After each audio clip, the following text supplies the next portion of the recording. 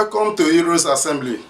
Down see Africa, who is my name, the grandson of all revolutionary ancestors. Today, I would like us to talk about Nigeria as a country. And because I want to talk about Nigeria as a country, the topic I want to pick today is more or less like a question. Why was history removed from our schools? Why was history removed from the curriculum of our schools? So many people have said so many things as to why history was removed from our schools.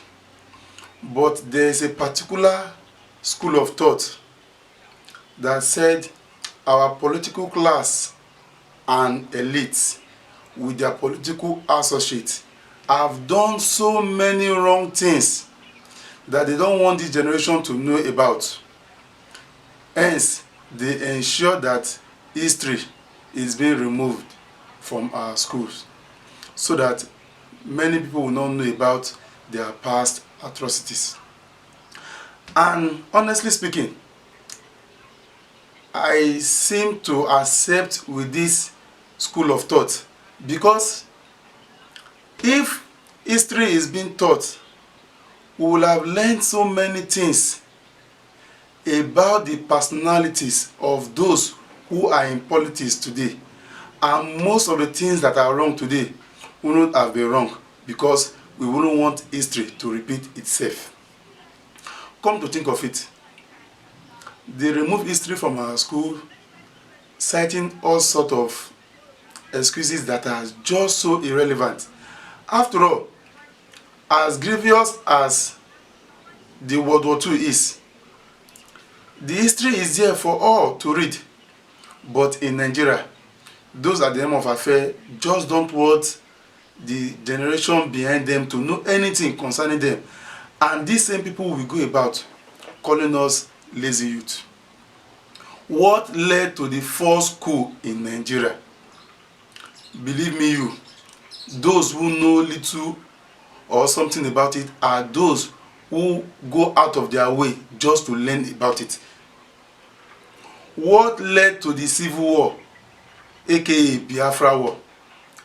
Nobody can actually say exactly what led to it because Ojukwu refused to say anything about it before his death. Gowon, that is alive today, is not telling us anything about it.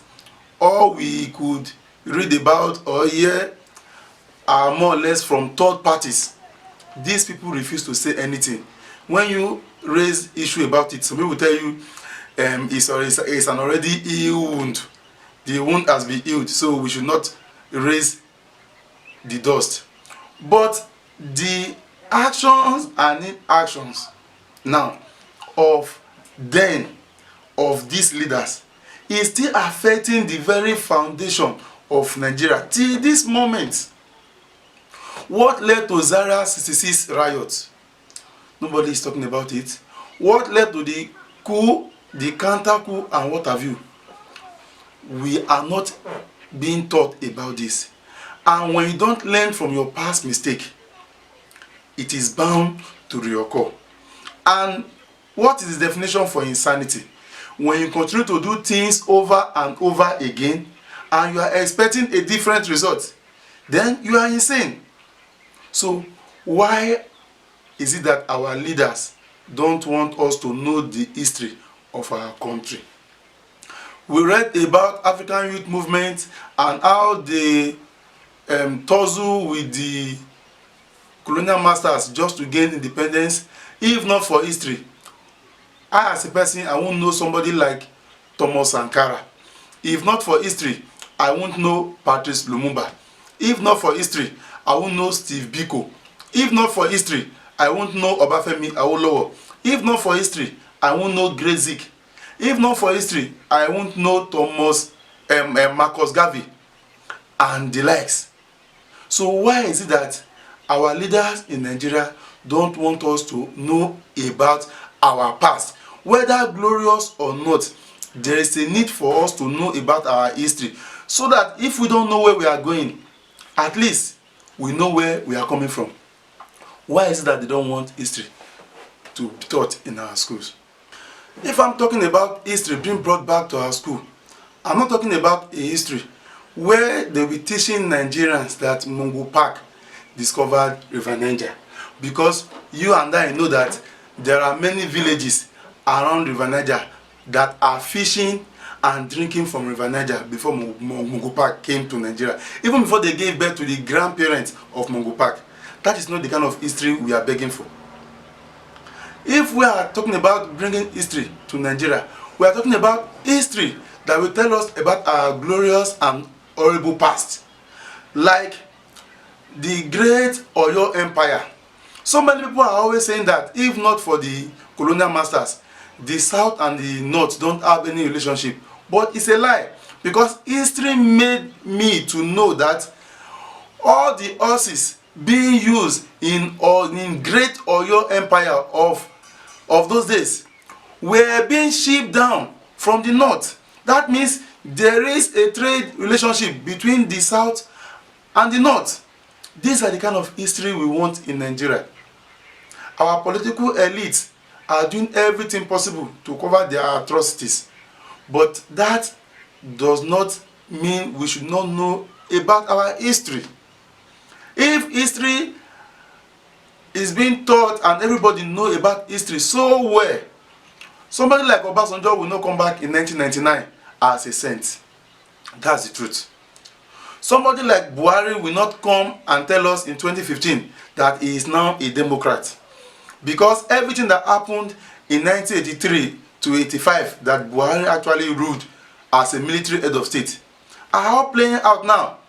We went into recession then. We also went into recession during Buhari this time around. Even if he is not the one controlling the economy, as some will put it, but it happens under his regime. That is history repeating itself. If we know history so well, somebody like Jonathan will not come and tell us he was walking without shoe when he actually had shoes. And Nigeria gave him the opportunity of having shoe. He had a bigger shoe and began to walk on our heads.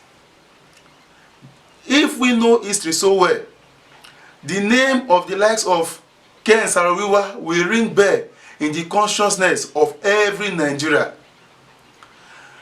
This guy of Daily Times, what's his name now? Oh, when I recollect, I will let you know. If I recollect, I will let you know. Of Daily Times, his name should ring bell as well. These are the kind of history we want in our country. History that tells about our greatness, our weakness, and from it we know what exactly we can achieve in the future. If I ask now, where was oil first discovered in Nigeria? Majority will echo Olubiri in Bayelsa, but it's not true.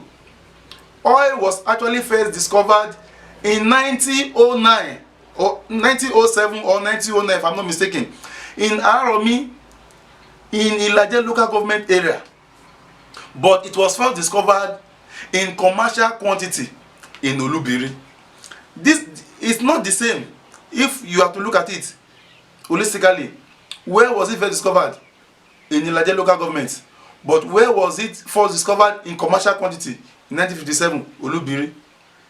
These are part of the things we need to know. Some people are saying that the British never knew that we had crude oil in Nigeria. If not, they wouldn't have given us independence in 1960. But it's not true. Because from history, it's actually clear that they knew about our oil and they've been exporting it secretly without the knowledge of the citizens of the country. These are verifiable facts that you can go and cross-check. That's exactly why we need history in Nigeria. We need history to tell us so many things in Nigeria. What brought about the Palace School in 1985? We need history.